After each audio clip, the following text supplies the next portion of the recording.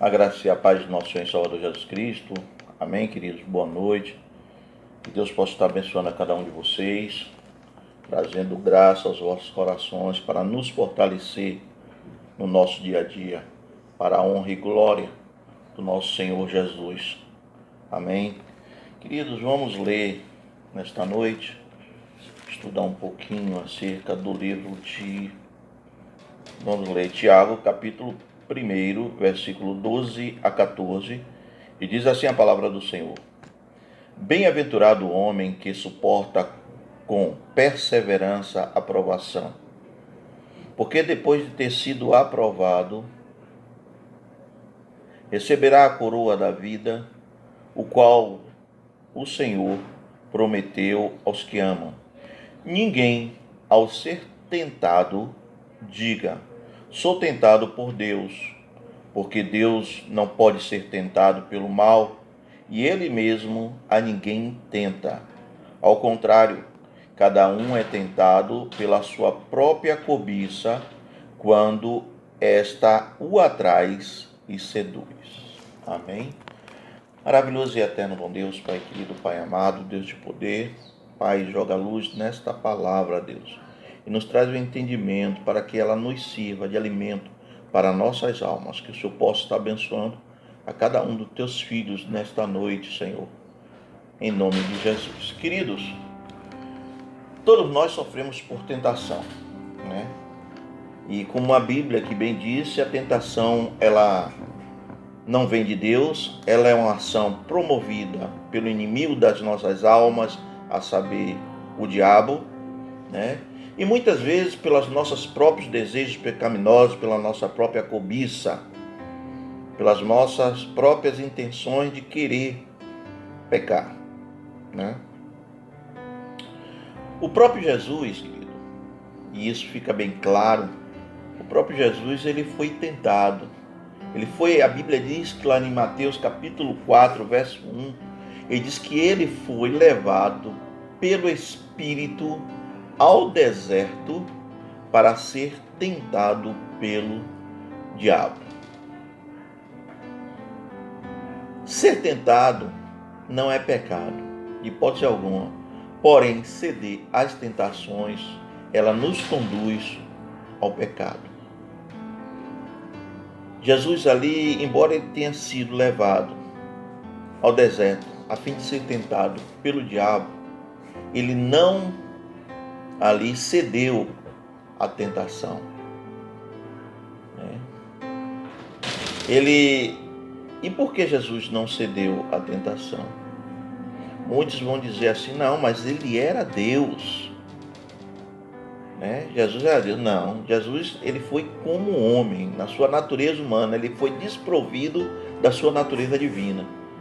Não porque ele não tivesse poder, mas porque ele mesmo quis. A palavra do Senhor diz que mesmo sendo Deus, ele não usurpou ser igual a Deus, antes, esvaziou-se a si mesmo, ou seja, da sua natureza divina, tornando-se semelhante a homens, para nos mostrar, querido, que é possível viver uma vida longe de pecado. Mas o que é a tentação? Precisamos ver um pouco o que é a tentação. A tentação, no dicionário, vai nos dizer que é o impulso para a prática de alguma coisa censurável e não recomendável. É o desejo veemente ou violento de fazer alguma coisa, de praticar o mal. Então, aí é a tentação. E nós podemos resumir, então, que tentação é quando alguém se sente atraído por alguma coisa, principalmente pelas coisas erradas, Agora, mais uma vez eu volto a dizer que a tentação é uma realidade humana. A tentação, todos nós estamos inerentes a ela, a cometer a tentação. Nós precisamos entender, primeiro, é que a tentação é a realidade humana. Todos nós somos inerentes a ser tentados. É por isso que lá em primeira carta de Paulo aos Coríntios, no capítulo 10, verso 13, vai dizer que não veio sobre vós nenhuma tentação que não seja humana, mas fiel é Deus que não nos permitirá sermos tentados além do que possamos suportar, né? Ou seja, Deus ele providenciará um escape quando nós nos permitimos, né, que ele trabalhe nas nossas vidas. Em sua humanidade, Jesus ele foi tentado. A Bíblia diz que, porém, ele resistiu às tentações. O escritor de Hebreus, no capítulo 4, verso 15 e 16, ele vai dizer o seguinte: pois não temos um sumo sacerdote que não possa compadecer-se das nossas fraquezas, mas sim alguém que, como nós, passou por todo tipo de tentação, porém sem pecado. Assim aproximamo-nos do trono da graça com toda a confiança, a fim de recebermos misericórdia e encontrarmos graça que nos ajude no momento da necessidade, tá? Então nós precisamos nos aproximar do trono da graça com toda a confiança, não é de qualquer jeito, com toda a confiança, a fim de nós recebermos misericórdia e encontrarmos graça que nos ajude a nos manter nos momentos difíceis das nossas tentações. O próprio escritor de Hebreus, no capítulo 2, verso 18, ele vai dizer o seguinte: porque tendo em vista o que ele mesmo sofreu quando tentado, Jesus, né, ele é capaz de socorrer aquele que também estão sendo tentados. E aí eu percebo até que a tentação ela é como para nós, como se fosse uma experiência, assim como foi para Jesus, segundo o texto de Hebreus capítulo 2, verso 18, que diz: porque tendo em vista que ele mesmo sofreu quando tentado, e ele é capaz de socorrer aqueles que também estão sendo tentados. Ou seja, aquilo que muitas vezes nós passamos nas nossas tentações vai nos servir para ajudar outras pessoas. No entanto, bota isso em mente, igreja. Bota isso em mente, querido, que a tentação ela pode ser vencida. Ela pode ser vencida quando nós nos submetemos à vontade de Deus. Quando nós fazemos aquilo que a Bíblia diz que nós podemos fazer. A tentação ela vem quando nós nos afastamos do nosso coração de Deus, nós nos afastamos do trono da graça, mas também nós vencemos ela quando nós nos submetemos a Deus, ou seja, nos aproximamos de Deus. A palavra no livro de Tiago, capítulo 4, verso 7, vai dizer o seguinte: portanto, submetam-se a Deus, resistam ao diabo e ele fugirá de vocês. E o que é que pode produzir tentação nos dias de hoje? Muitas coisas podem produzir tentação. Eu disse que a tentação é quando a pessoa se sente atraída por alguma coisa, né? Então hoje, nos dias de hoje, pode ser fama, dinheiro, mulheres, vício em drogas diversas, tudo isso, né, pode tentar o homem. E é por isso que Paulo, escrevendo ali a Timóteo, seu filho na fé, no capítulo 6, verso 9 e 10, ele vai dizer o seguinte: os que querem ficar ricos caem em tentação, em armadilhas e em muitos desejos descontrolados e nocivos que levam os homens a mergulharem na ruína e na destruição, pois o amor ao dinheiro é a raiz de todos os males.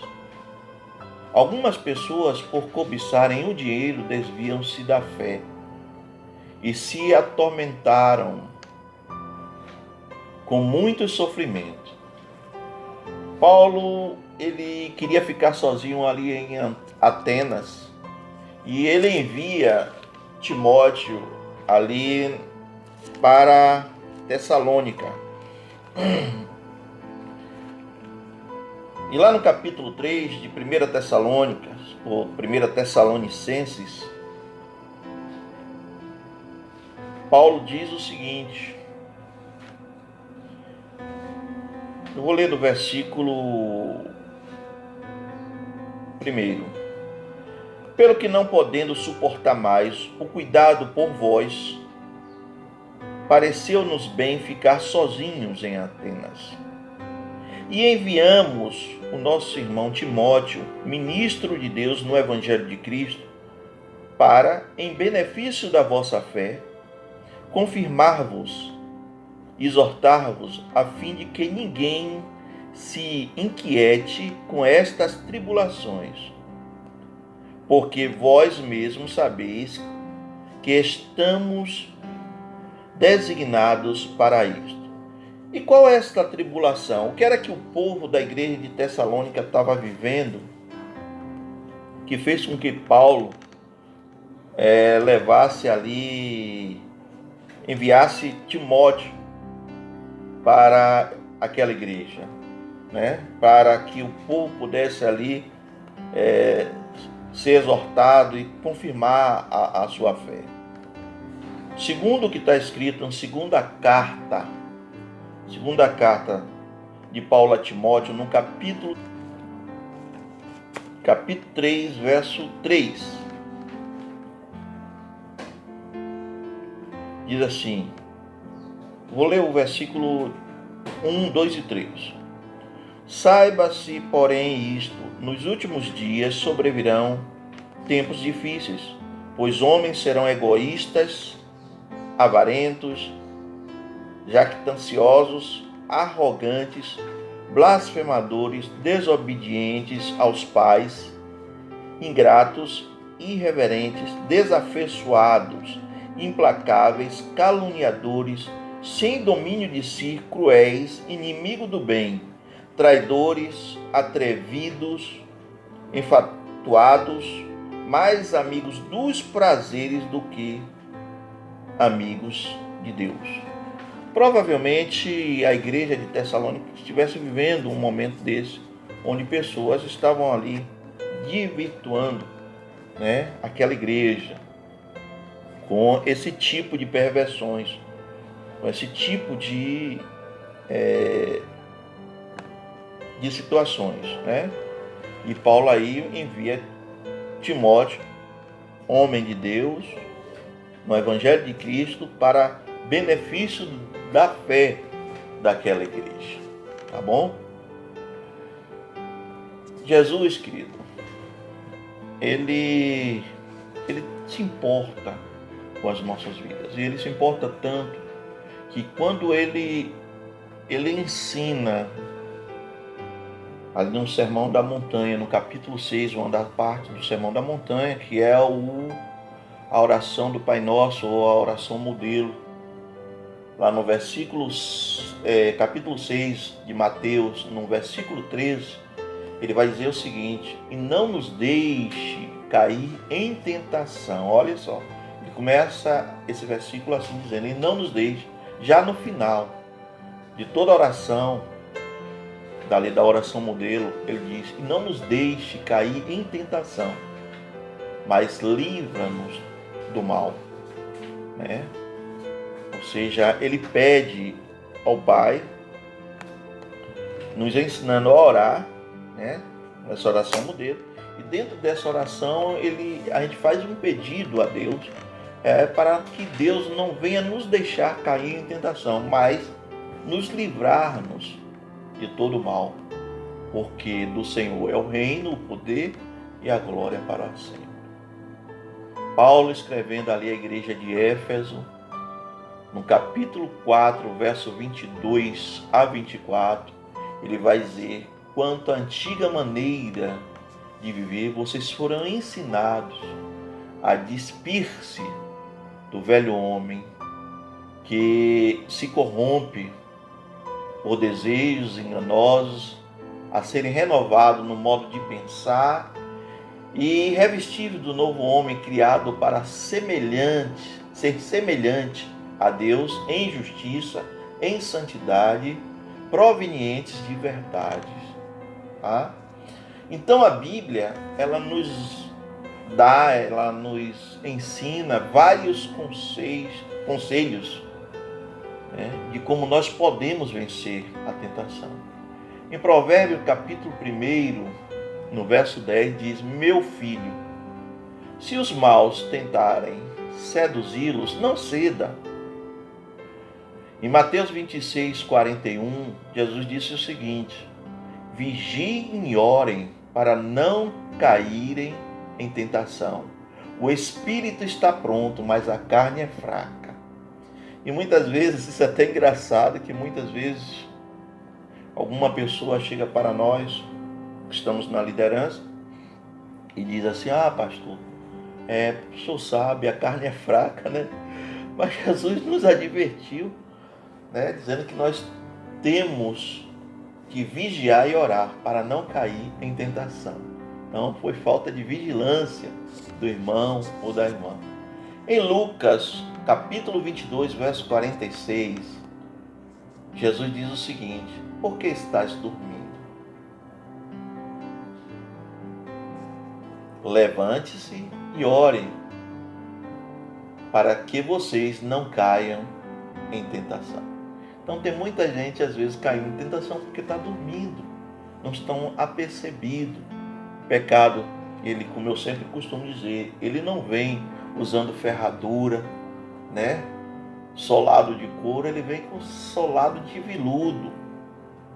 Ele vem de maneira sutil. E nós temos que estar apercebidos e não despercebidos, né? Paulo escreve no Efésios, diz: levanta-te tu que dormes, né? Levanta-te dentre os mortos e Cristo te iluminará. Paulo escrevendo ao Gálatas, ele vai dizer o seguinte: irmãos, se alguém for surpreendido em algum pecado, vocês são espirituais. Vocês que são espirituais deverão restaurá-lo com mansidão. Cuide-se, porém, cada um, para que também não seja tentado. Né? Veja o que é que diz a parte B, que nós devemos ter cuidado. Não é o fato de nós estudarmos bem a Bíblia, ser conhecedor da palavra de Deus, que isso não possa nos levar à tentação, não. Nós temos que ter cuidado para não cair em tentação. Tudo nas nossas vidas tem um limite. Lembra lá da vida de José, né? José ali na casa de Potifar,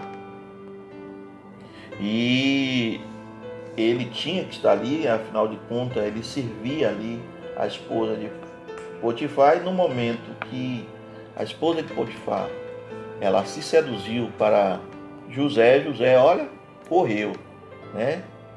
Ele correu. Então nós temos que fugir da aparência do mal, né?